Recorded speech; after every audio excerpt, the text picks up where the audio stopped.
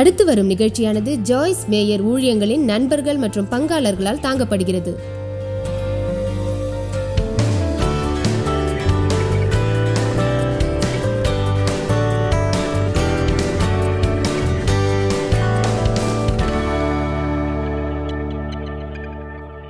இரண்டு தீமோத்தேயு அதிகாரம் 3:7.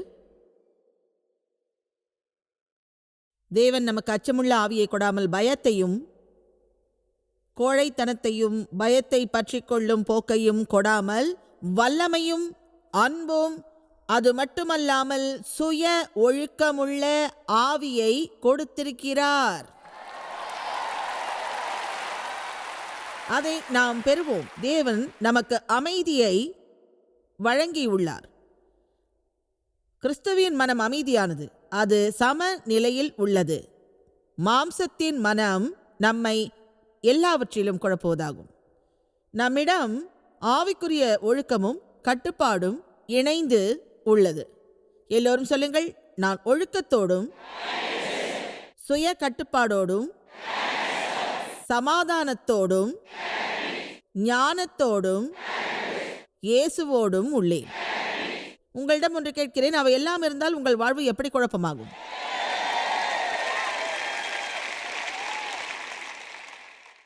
எனவே தேவன் நமக்கு அளித்துள்ள இந்த அருமையான விஷயங்களை நாம் பயன்படுத்த வேண்டும். நம்பிக்கை, அந்த நம்பிக்கை தான் நமது வாழ்வின் மனரீதியான உணர்ச்சி ரீதியான நிலைப்பாடு. உள்ளபடியே நம்பிக்கை தான் நமது ஆத்மாவின் நங்கூரம் என்று வேதம் சொல்கிறது. உங்கள் ஆத்மாதான் உங்கள் மனம், உங்கள் விருப்பம், உங்கள் உணர்ச்சி. ஆனால் அவைகளில்தான் குழப்பம் ஏற்படும். உண்மையிலேயே நமது ஆத்மாவில் சமாதானம் உள்ளது, நமது ஆத்மாவில் ஞானம் உள்ளது. ஆனால் அந்த ஆத்மாவில் தான் குழப்பம் வருகிறது. எனவே நாம் செய்ய வேண்டியது என்னவென்றால், வெளியிலிருந்து இந்த மன அழுத்தங்கள் நமக்கு வரும்போது நம் உள்மனத்தில் உருவாகும் அவற்றை வெளியேற்ற வேண்டும். நம்பிக்கையே நமது ஆத்மாவின் நங்கூரமாகும். நம்பிக்கையே நமது நேரான குணமாகும். அது நம்மிடம் இருந்தால் இயேசு நம் மீது அக்கறை காட்டுவார். எனவே நல்லது நடக்கப் போவதை நாம் விசுவாசிப்போம். அந்த நன்மையை தேவன் நிகழ்த்துவார் என்று நாம் விசுவாசிப்போம். நாம் நம்பிக்கை இல்லாமல் இருப்பதையே சாத்தான் விரும்புகிறான். நம்பிக்கையின்மைக்கான வேத வார்த்தை மனமுறிவு என்பதாகும். மனமுறிவு என்ற வார்த்தையின் அர்த்தம் நமக்கு வேறு வழி இல்லை, வேறு திசை இல்லை என்பதாகும். நமக்கு வேறு வழி இல்லாமல் இருந்தால் இழப்போடும் எந்த ஆதாரமும் இல்லாமல் நாம் இருப்போம். நம்பிக்கையின்றி இருப்போம், அதிலிருந்து விடுபடாமல் இருப்போம். ஆனால் ஏதோ ஒரு காரணத்தோடு நாம் நம்பிக்கையின்றி இருக்கலாம். நமக்கு நம்பிக்கை வர நாம் காத்திருக்க வேண்டாம். எனவே அந்த நிலையிலிருந்து விலகி கிறிஸ்து இருக்கிறார் என்ற நம்பிக்கையோடு நாம் இருப்போம். தேவன் நம் பக்கம் உள்ளார்.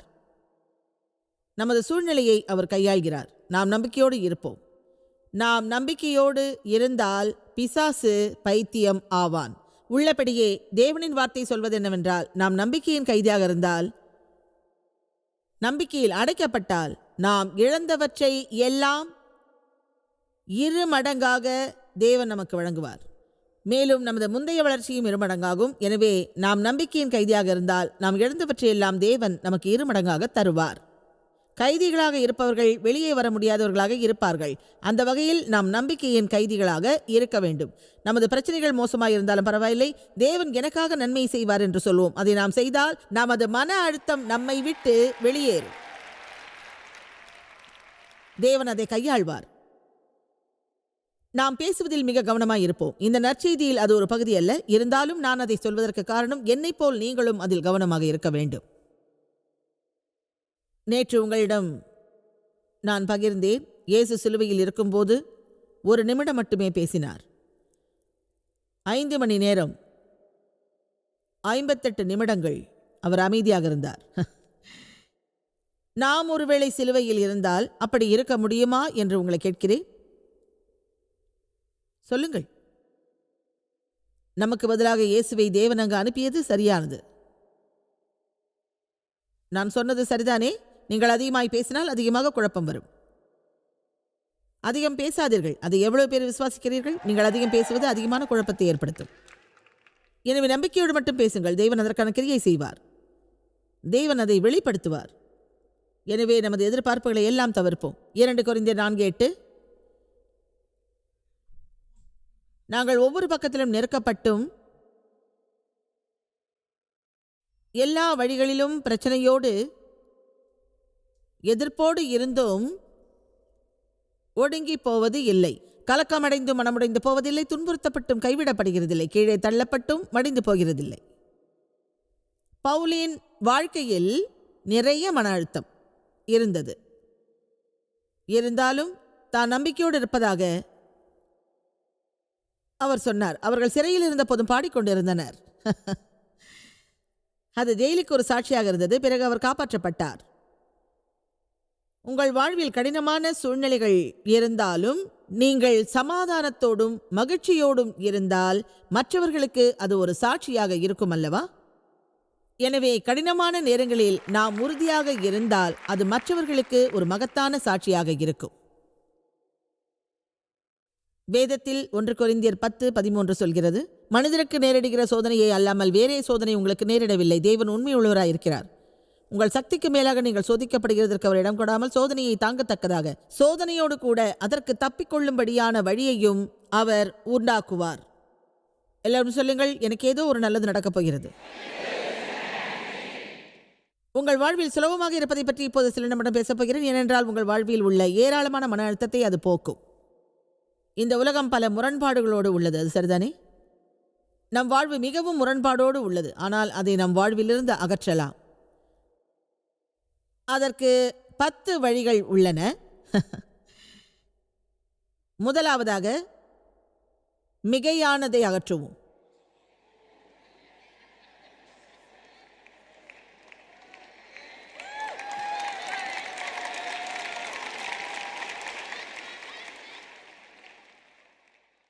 அதன் அர்த்தம், சில எல்லைகள் உள்ளன. உங்கள் வீட்டில் சிலவற்றை வைத்திருப்பதற்கான சில வரையறைகள் உள்ளன. அதை பயன்படுத்தாவிட்டால் அவற்றை இழப்பீர்கள். ஆமென். குளியலறையில் உடையை மாட்டும் ஹேங்கரை எப்படி வைக்க வேண்டும் என்று ஒருவர் கூறினார். நாம் உடையை அணிந்த பிறகு அது மாட்டப்பட்டிருந்த ஹேங்கரை ஒரு புறமாக ஒதுக்கி வைக்க வேண்டுமாம். ஒரு ஆண்டுக்கு பிறகு நாம் பயன்படுத்தாத மற்ற ஹேங்கர்களை அந்த வசதி அதிகம் இல்லாத பிற மக்களுக்கு நாம் வழங்க வேண்டுமாம். நமக்கு மன அழுத்தம் தருபவற்றை நாம் ஏன் தேவையில்லாமல் வைத்திருக்க வேண்டும் என்று பிறகு கூற வேண்டுமாம். மன அழுத்தம் போக்க பலவற்றை நாம் செய்ய வேண்டியுள்ளது. ஏனென்றால் நமது சூழ்நிலைகள் பல குழப்பமாக உள்ளன. அது நமக்கு மேலும் மன அழுத்தத்தை உருவாக்கும். தேவன் குழப்பத்தின் ஆசிரியர் அல்ல. நேற்று நான் சொன்னேன், இங்கே நாங்கள் தங்கியுள்ள பகுதி மிக அற்புதமாக உள்ளதென்று. அதுபோல் நீங்கள் இருக்கும் உங்கள் இல்லத்தில் கூட சில எல்லைகள் இருக்கும். படத்தின் ஃப்ரேம்களில் சில எல்லைகள் இருக்கும். புத்தகங்களில் சில எல்லைகள் இருக்கும். ஒவ்வொரு பொருள்களிலும் கூட சில எல்லைகள் இருக்கும். வேலியில் ஒரு எல்லை இருக்கும். வீட்டில் விரிக்கப்படும் தரை விரிப்புகளிலும் ஒரு விதமான எல்லை இருக்கும். அப்படிப்பட்ட விஷயங்களை பற்றி நமது சமுதாயம் கவலைப்படுவது இல்லை. ஆனாலும் மக்கள் அழகாக நேர்த்தியாக இருப்பதை மட்டுமே விரும்புகிறார்கள். ஆனால் காலை வேளையில் ஓடுவதிலிருந்து தாங்கள் செய்யும் எல்லா விஷயங்களிலும் மக்கள் குழப்பமாகவே உள்ளார்கள். உங்கள் வீட்டில் ஏராளமான பொருள்கள் இருந்தால் அதை பயன்படுத்துவதில் உங்களுக்கு குழப்பம் வரும். அது போதாதென்று மேலும் சில பொருட்களை வாங்குவீர்கள். ஆனால் அவை எங்கே போனதென்று சில நாட்களுக்கு பிறகு உங்களுக்கே தெரியாது.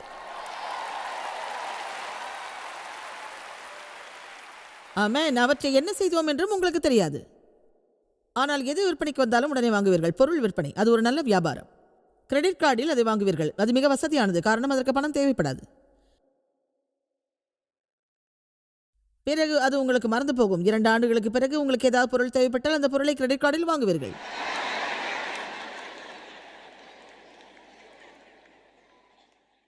ஒன்று கொரிந்தியர் 14:33 தேவன் குழப்பத்திற்கு தேவனாயிராமல் சமாதானத்திற்கு தேவனாய் இருக்கிறார். உங்களிடம் ஏராளமான பொருள் இருந்து அவற்றை அகற்ற முடியாவிட்டால் யாரையாவது வாடகைக்கு அமர்த்தி அதை அகற்றுங்கள்.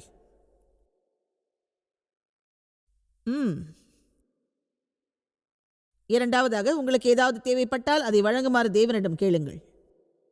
உங்கள் கவலையை கைவிடுங்கள். அதை தேவன் நிச்சயமாக வழங்குவார். அது உங்களுக்கு சரியாக இருந்தால் சரியான நேரத்தில் சரியானபடி அதை வழங்குவார்.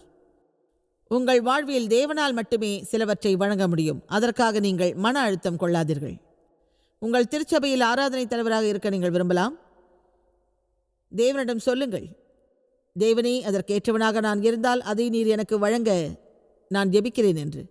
அதற்கு விண்ணப்பிக்க நீங்கள் விரும்பினால் விண்ணப்பியுங்கள். அதே சமயம் அதை பற்றி எப்போதும் கவலைப்படாதீர்கள். யாருக்கு அது கிடைக்குமோ என்று எப்போதும் பயப்படாதீர்கள். தேவனை விசுவாசியுங்கள். தேவனை நாம் விசுவாசிக்கும் பட்சத்தில் நமக்கு கிடைக்கும் சமாதானம் வியப்பாக இருக்கும். இப்போது எல்லா வசனங்களையும் சொல்வதற்கு எனக்கு நேரமில்லை. ஏனென்றால் இங்கிருந்து நான் செல்வதற்கு முன்பாக மேலும் சில விஷயங்களை உங்களோடு நான் பகிர வேண்டி உள்ளது. அவை எனது வாழ்வை மாற்றிய வேத வசனங்களாகும். யாக்கோபு 4 தொடங்குவோம். யாக்கோபு அதிகாரம் 4 வசனம் 1 தொடங்குவோம். அது சொல்கிறது, உங்களுக்குள்ளே சச்சரவுகளும் சண்டைகளும் வர காரணம் என்ன? நாம் எல்லா பொருட்களையும் விரும்புவதால் அது நிகழ்கின்றது. அடுத்த வசனம் 2 சொல்கிறது, நீங்கள் ஒன்றை விரும்புவீர்கள், பிறரிடம் அது உள்ளது என்பதால், ஆனால் அது உங்களுக்கு கிடைக்காது. உங்களிடம் இல்லாதது மற்றவரிடம் உள்ளதால் அவர்களை நீங்கள் வெறுக்கிறீர்கள். கோபத்திலும் பொறாமையிலும் கொதிக்கிறீர்கள். காரணம், நீங்கள் விரும்பியது கிடைக்கவில்லை. சண்டையும் சச்சரவும் செய்கிறீர்கள். அதற்கான விடை நீங்கள் கேட்காததால் அது உங்களுக்கு கிடைக்கவில்லை. அதை நான் நேசிக்கிறேன். நீங்கள் விரும்புவதை பெற முயற்சித்தால் மட்டும் போதாது, அதற்காக ஜெபித்து தேவனிடம் அதை கேளுங்கள். அது உங்களுக்கு ஏற்றதாக இருந்தால் அதற்கான கதவை தேவன் நிச்சயமாக உங்களுக்கு திறப்பார். தேவன் நாம் விரும்புவதை கொடுக்காவிட்டாலும் அவருக்கு நாம் நன்றி சொல்வோம். ஏனென்றால் நமக்கு எது நல்லதாக இருக்கும் என்பதை நம்மை விட அவர் நன்றாக அறிவார். அதை நாம் விசுவாசிப்போம். தாங்கள் விரும்பியது கிடைக்காததால் மன அழுத்தம் கொண்டுள்ள மக்கள் சிலர் இங்கிருப்பார்கள் என்று நம்புகிறேன். அது நிகழ்வதற்கு அவர்கள் முயற்சிப்பார்கள், ஆனால் அது நிகழாது. தேவனிடம் நாம் கேட்போம், அது சரியானதென்றால் அதை அவர் நமக்கு வழங்குவார் என்று விசுவாசிப்போம். ஒன்று மட்டும் உறுதி, தேவனால் அது முடியாவிட்டால் நம்மாலும் அது முடியாது. ஆமென். சில நேரங்களில் தேவனிடம் சொல்வேன், அதை குழப்பமில்லாமல் சொல்வேன், தேவனை உங்களால் அது முடியாவிட்டால் என்னாலும் அது முடியாது. பிறகு நான் சமாதானத்தோடு இருந்து தேவன் செய்வதை எதிர்பார்ப்பேன். 3வது, நாம் நாமாக இருப்போம். மற்றவர்களை திருப்திப்படுத்துவதை முதலில் நிறுத்துவோம். அது நம் மன அழுத்தத்தை போக்கும். ஓ கடவுளே, இங்கே உள்ள எல்லோரையும் திருப்திப்படுத்த நான் முற்பட்டால் பிறகு நான் தான் மன அழுத்தத்தில் மூழ்குவேன்.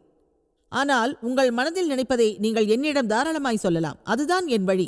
அந்த வழியில் நான் அமைதியாக பேசுவேன். ஆனால் கூட்டத்தில் பேசும்போது மட்டும் சத்தம் போட்டு பேசுவேன். என்னை தனிப்பட்ட முறையில் அறிந்தவர்கள் எனக்கு வழங்கும் ஒரு நல்ல பரிசு இதுதான். ஜாய்ஸ் எப்பவுமே ஜாய்ஸ் தான். எனவே நாம் ஒருவரை ஒருவர் திருப்திப்படுத்த வேண்டியதில்லை. மற்றவர்களிடம் பாசாங்கு செய்ய வேண்டிய அவசியம் இல்லை. பிறரோடு நம்மை ஒப்பிட்டு பார்ப்பதும் தேவையே இல்லை. மற்றவர்களோடு நாம் போட்டி போட தேவையில்லை. நாம் நாமாக இருப்போம்.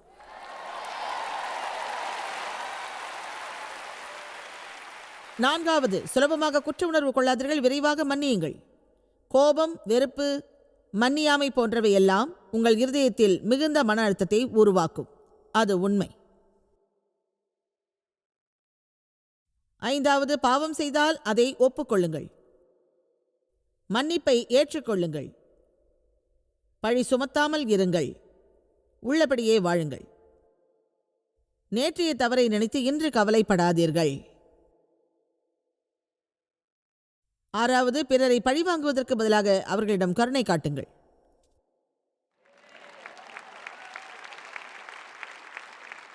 அது நமக்கு அவசியமானது. ஏதாவது ஒன்றில் நமக்கு தகுதி இல்லாவிட்டால் அதை பற்றி நினைக்காதீர்கள். அதுவே உங்கள் சிந்தனையின் நடைமுறையாகும். பிறர் எனக்கு செய்த தீமைகளை பற்றி நான் பேச மாட்டேன். அது ஏன் தெரியுமா? அதை நான் மறந்து விடுவேன். அவர்களிடம் கருணை காட்டுவேன். காரணம், எனக்கும் அந்த கருணை தேவை. 7வது, உங்களுக்கு உதவி தேவைப்பட்டால் அதை கேளுங்கள். எனக்கு உதவ முடியுமா என்று. 8வது, நல்ல தீர்மானமிடுங்கள். எல்லாவற்றிலும் முடிவுக்கே வராமல் இருக்காதீர்கள். நீங்கள் தீர்மானம் எடுக்க முடியாமல் இருந்தால் ஒரு உணவு விடுதியில் இருக்கும்போது என்ன உணவை ஆர்டர் செய்வது என்பதில் மிக குழப்பமாக இருப்பீர்கள்.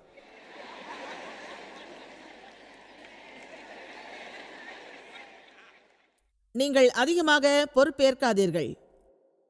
பொறுப்பு ஏற்கலாம், ஆனால் அதிகப்படியாக அல்ல. அதில் நாம் கவனமாக இருக்க வேண்டும். நீங்கள் ஒரு விஷயத்தில் பொறுப்பேற்பதற்கு முன்னால் அதை உங்களால் நிச்சயமாக செய்ய முடியுமா என்று ஒரு முறை அல்ல, பலமுறை அதை பற்றி நன்றாக யோசியுங்கள்.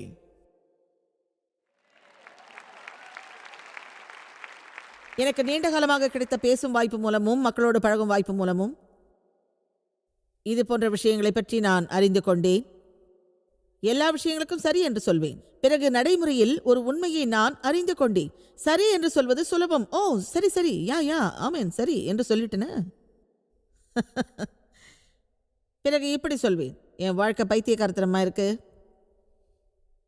உங்களை பற்றிய குறைகள் உங்கள் மனதில் எப்போதும் நீடித்தபடி இருந்தால் உங்களுக்கு ஒரு மாற்றம் தேவை என்பதற்கான அறிகுறி அதுவாகும். ஆமேன். உங்களுக்கு ஒரு மாற்றம் மிகவும் அவசியமாகும். அது ஒரு அறிகுறியாகும். அதன்படி நீங்கள் மாற வேண்டும். அதன் அர்த்தம் உங்களுக்கு ஒரு மாற்றம் தேவை.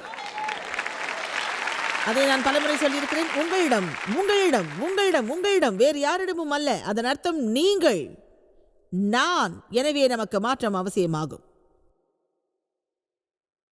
வருத்தப்பட்டு பாரம் சுமக்கிறவர்களை நீங்கள் எல்லோரும் என்னிடத்தில் வாருங்கள், நான் உங்களுக்கு இளைப்பாறுதல் தருவேன். என் நுகத்தை உங்கள் மேல் ஏற்றுக்கொண்டு என்னிடமிருந்து கற்றுக்கொள்ளுங்கள். தொடர்புகளை சுலபமாக்க 7 வழிகள் உள்ளன. முதலாவது, எல்லோருக்கும் சிறந்த நண்பனாக இருக்க முயற்சிக்காதீர்கள். அவர்கள் அதிகம் தேர்ச்சி பெற்றவர்களாக இருக்கலாம், ஆனால் ஒரு நபர் தன் வாழ்வில் 3 நபர்களை மட்டுமே நெருங்கிய நண்பர்களாக வைத்திருக்க முடியும். எனவே எல்லோருக்கும் நெருங்கிய நண்பராக இருக்க நீங்கள் விரும்பினால் ஒருவருக்கு கூட நீங்கள் நல்ல நண்பராக இருக்க முடியாது. நாம் நேசிக்கும் மக்கள் நிறைய பேர் இருக்கலாம், நாம் பாராட்டும் மக்கள் அநேகம் பேர் இருக்கலாம், நாம் அறிந்துள்ள மக்கள் ஏராளமாக இருக்கலாம். ஆனால் நெருக்கமான உறவுக்கு அதிக நேரம் ஆகும். அது மட்டுமல்ல, அதிக முயற்சி தேவைப்படும். இரண்டாவது, உங்களை யாருமே புண்படுத்தவோ ஏமாற்றவோ கூடாது என்று நினைக்காதீர்கள். ஏனென்றால் யாராவது அதை செய்வார்கள். மூன்றாவது, மற்றவர்களின் பிரச்சனைகளில் அதிகமாக ஈடுபாடு கொள்ளாதீர்கள்.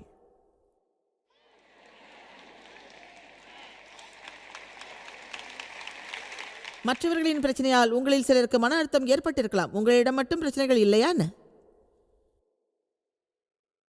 அது பற்றி வேதத்தில் ஒரு வார்த்தை உள்ளது, அகப்பட்டுக் கொள்ளுதல். பிறருடைய வாழ்வில்.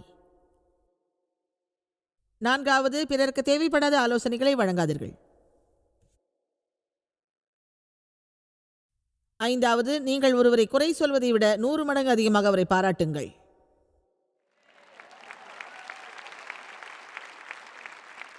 ஆறாவது, என்னை மன்னியுங்கள் என்று சொல்லுங்கள். இப்போதே அதற்கு பயிற்சி செய்யுங்கள்.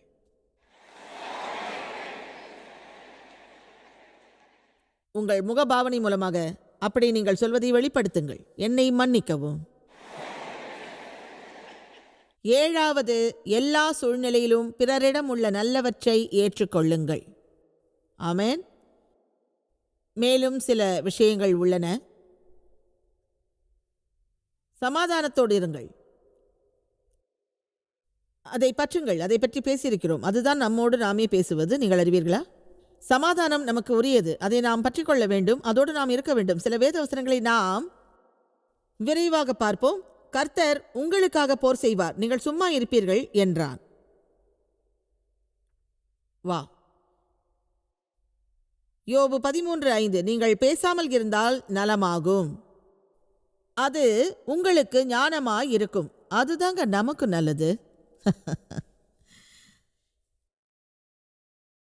ஏசாயா 26:3, உம்மை உறுதியாய் பற்றி கொண்ட மனமுடையவன் உம்மையே நம்பியிருக்கிறபடியால் நீர் அவனை முழுமையான சமாதானத்துடன் காத்துக்கொள்வீர். கவலை என்பது உங்கள் மனதை சுற்றும் சுற்றும் சுற்றும் சுற்றிக் கொண்டே இருக்கும். அந்த சூழ்நிலையில் தேவன் உங்களுக்கு என்ன செய்வார் என்பதை நீங்கள் அறிந்தால் நீங்கள் சமாதானத்தோடு இருக்கலாம். பிலிப்பியர் 4:4-7 வரை அது நாம் மகிழ்ச்சியோடு சமாதானத்தோடு இருப்பது பற்றி கூறுகிறது. கர்த்தருக்குள் களி கூறுங்கள் என்று மறுபடியும் சொல்கிறேன். உங்கள் சாந்த குணம் அனைத்து மனிதருக்கும் தெரிந்திருப்பதாக. கர்த்தர் அருகில் இருக்கிறார். நீங்கள் எதற்கும் கவலைப்படாமல் எல்லாவற்றையும் குறித்து உங்கள் விண்ணப்பங்களை துதியோடு கூடிய ஜெபத்தினாலும் மன்றாட்டினாலும் தேவனுக்கு தெரியப்படுத்துங்கள். அப்பொழுது அனைத்து அறிவுக்கும் மேலான தேவ சமாதானம் உங்கள் இருதயங்களையும் உங்கள் உள்ளங்களையும் கிறிஸ்து இயேசுவுக்குள்ளாக காத்துக்கொள்ளும். சிரியுங்கள். சிரிப்பு மன அழுத்தத்தை போக்கும். நல்ல ஆரோக்கியத்தோடு சிரியுங்கள். இப்படி சொல்லுங்கள், என் வாழ்வில் எந்த ஒரு கோமாளித்தனமும் இல்லை.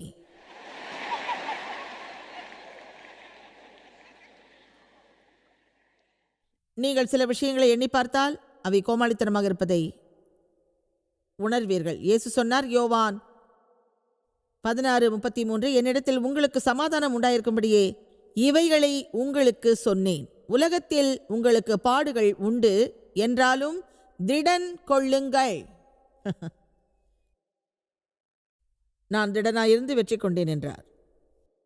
அது எப்படி? விஞ்ஞானிகளின் கண்டுபிடிப்பாது. மகிழ்ச்சி மன அழுத்தத்தை குறைக்கும். விஞ்ஞானிகள் அதை கண்டுபிடித்திருக்கிறார்கள். அதற்கு ஒரு பெயரும் இட்டுள்ளார்கள். அதுதான் சரியான மனநிலை என்பதாகும். ஏன் அப்படி சொன்னார்கள்? அவர்கள் அப்படி சொல்ல வேண்டும் என்று தேவன் நினைத்ததால்.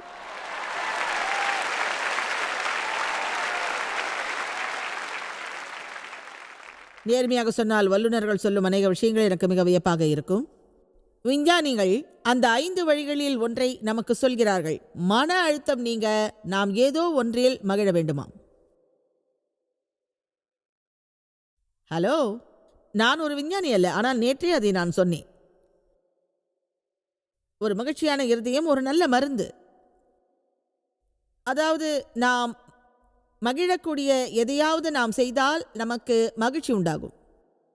ஆமென். நான் வீட்டிற்கு சென்றதும் அடுத்த சில நாட்களுக்கான ஒரு திட்டத்தை தயாரிப்பேன். அடுத்த சில நாட்களில் நான் செய்யப்போவதை நீங்கள் அறிய விருப்பமா? அந்த திட்டத்தை தான் எங்கே வச்சுன்னு தெரியல, தேடி எடுக்கிறேன். கிடைச்சிருச்சு. என்று இங்கிருந்து நான் புறப்படுகிறேன். எனக்காக தயாரித்த காஃபி எடுத்து செல்லப் போகிறேன். என்னோட விமானத்தில் பயணிப்பவர்களுக்கும் அதை வழங்குவேன். அதை வழங்குவதால் அவர்களை மகிழ்விப்பேன். அவர்களை மகிழ்விப்பதென்று ஏற்கனவே நான் முடிவு செய்துள்ளேன். அது உறுதியான முடிவு. அந்த நேரத்தில் நான் மாறுவதை பற்றி பேச மாட்டேன். என் கூட்டத்தில் நடந்ததை பற்றி நான் பேச மாட்டேன். இதுவரை உங்களுக்கு விருப்பமில்லாமல் இருந்திருந்தாலும் இனிமேலாவது உங்கள் உறவினர்கள் வீட்டிற்கு நீங்கள் செல்லலாம், அவர்களை மகிழ்விக்க முயற்சிக்கலாம். வேதம் சொல்கிறது, ஒரு பெண் அவளது கணவனை மகிழ்விக்க வேண்டும் என்று. ஆமென். எனவே வீடு திரும்பும் முன்பு எனக்கு கிடைக்கும் எல்லா சந்தர்ப்பத்திலும் நான் சிரிக்க விரும்புகிறேன். எனவே என்னோடு விமானத்தில் பயணிப்பவர்கள் எல்லோரும் என் வேடிக்கைக்கு தயாராக இருக்கலாம்.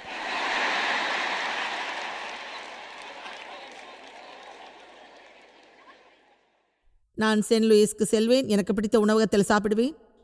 அங்கே ஒரு சிறிய வெளிப்பகுதி உள்ளது. அங்கே அமர்ந்தபடி அந்த சூழ்நிலையில் மகிழ்வேன். என் போதனையை எப்படி இன்னும் சிறப்பாக செய்வது என்று யோசிப்பேன். உள்ளபடியே அது நிகழும்.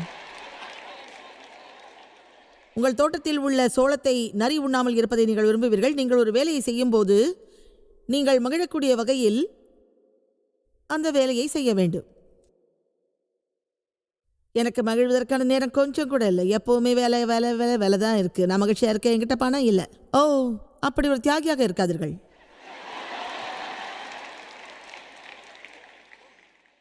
உண்மை என்னவென்றால் நம்மை சிலர் மகிழ்ச்சியாக இருக்க எதையும் செய்வதில்லை. ஏனென்றால் அவர்கள் அதை செய்தால் புகார் சொல்ல வேறு ஒரு காரணம் இருக்காது. ஓ, அது அருமையானது. என் சமாதானத்தை சொல்லிவிட்டு வீட்டுக்கு போகிறேன்.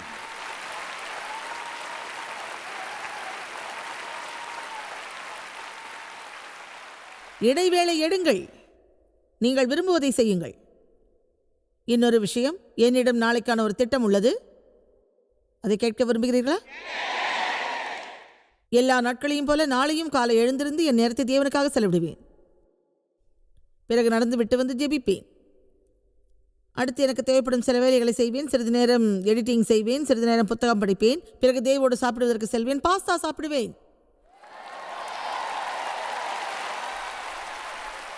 வாரம் ஒருமுறை நான் சாப்பிடுவது பாஸ்தா. அதுதான் எனது எல்லை. அது எனது பாஸ்தா நாளாகும்.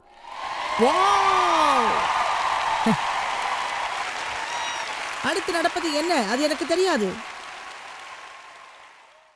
அடுத்த வாரத்தில் நான் எங்காவது செல்ல வேண்டியிருக்கும். ஒரு டெலிவிஷன் நிகழ்ச்சியில் பங்கேற்பேன். 45 நிமிடங்கள் இன்டர்வியூ செய்வேன். 45 நிமிடங்கள் போதிப்பேன். அது நல்லதுதான். அதற்கு இடைப்பட்ட நேரத்தில் நான் மகிழ்ச்சி அடைய எதையாவது நான் செய்வேன். அதனால் எனக்கு தளர்ச்சி இருக்காது, அதிக சுமை இருக்காது. ஆமென். உங்கள் வாழ்வில் நீங்கள் எதை செய்தாலும் உங்களுக்காக எதையாவது செய்யுங்கள். நீங்கள் செய்யும் ஒவ்வொன்றும் நீங்கள் மகிழக்கூட காரியமாக இருக்க வேண்டும். அது 5 நிமிடமாக இருக்கலாம், விடுமுறையாகவும் இருக்கலாம், அல்லது 2 நாட்கள் எல்லாவற்றிலிருந்தும் விடுபடுவதாகவும் இருக்கலாம். அதே சமயம் வேலை செய்யாமல் உங்களால் வாழ முடியாது. வேலை வேலை வேலை வேலை, பிறகு தூக்கம், பிறகு சாப்பாடு, பிறகு கவலை கவலை கவலை, பிறகு குழப்பம், பிறரை திருப்திப்படுத்த முயற்சி. எனவே நாம் மன அழுத்தத்தோடும் குழப்பத்தோடும் இருக்கவே கூடாது. இயேசு கூறுகிறார், வருத்தப்பட்டு பாரம் சுமக்கிறவர்களே, நீங்கள் எல்லோரும் என்னிடத்தில் வாருங்கள், நான் உங்களுக்கு இளைப்பாறுதல் தருவேன். என் நுகத்தை உங்கள் மேல் ஏற்றுக்கொண்டு என்னிடம் இருந்து கற்றுக்கொள்ளுங்கள். எல்லோரும் தேவனை போற்றுங்கள். ஆமென். தேவனுக்கு நன்றி.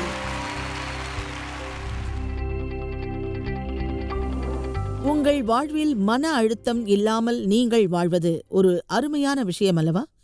மத்தேயு 11:28-29 இயேசு சொன்னார், வருத்தப்பட்டு பாரம் சுமக்கிறவர்களே, நீங்கள் எல்லோரும் என்னிடத்தில் வாருங்கள், நான் உங்களுக்கு இளைப்பாறுதல் தருவேன். நான் சாந்தமும் மனத்தாழ்மையுமாயிருக்கிறேன். என் நுகத்தை உங்கள் மேல் ஏற்றுக்கொண்டு என்னிடமிருந்து கற்றுக்கொள்ளுங்கள். அப்போது உங்கள் ஆத்துமாக்களுக்கு இளைப்பாறுதல் கிடைக்கும்.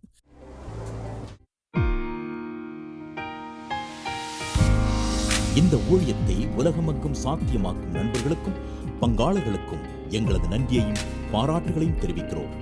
ஒன்றாய் இணைந்து நாம் பசி உழவுகளை போஷித்து உடைகளை கொடுத்து தேசங்களுக்கு சுவிசேஷத்தை சொல்லி வருகிறோம். எங்களை தொடர்பு கொண்டு www.jmumindia.org உங்கள் ஜெப தேவைகள் மற்றும் எங்களின் வெளியீடுகள் பற்றி அறிந்து ஜாய்ஸ் அவர்கள் நிகழ்ச்சிகளை அறிந்து எங்களோடு இணைந்து தேவ அன்பை உலகிற்கு பரவச் செய்யுங்கள். அடுத்து வரும் நிகழ்ச்சியானது ஜாய்ஸ் மேயர் ஊழியங்களின் நண்பர்கள் மற்றும் பங்காளர்களால் தாங்கப்படுகிறது.